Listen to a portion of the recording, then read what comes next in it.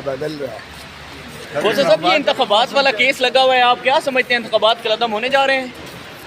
دیکھیں، پہلی بات تو یہ ہے کہ یہ ہمارا جو ہے وہ خدشات ثابت ہو گئے. جو ہم کہہ رہے تھے، بار بار کہہ رہے تھے کہ ہمارا مینڈیٹ چرایا گیا ہے. 180 سیٹیں ہمیں آئی ہیں اور ہمیں جو ہے 93 دی گئی ہیں.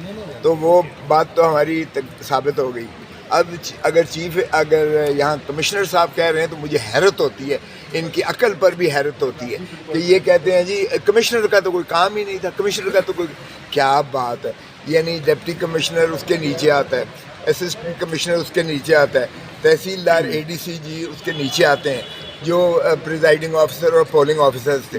ہم چیختے رہے سپریم کورٹ میں، ہائی کورٹ میں ہم نے آرڈر لیا، جسٹس باقر نجفی صاحب نے دیا کہ جی جوڈیشل آفیسرز کو جو ہے کیا ہے. سپریم کورٹ نے سسپینڈ کر دیا اس آرڈر کو اور کہا نہیں یہی ہوں.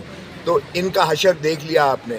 جو ایڈمنسٹریٹو ہائرارکی سے جو لگتا ہے وہ کمشنر کے تابع ہوتا ہے.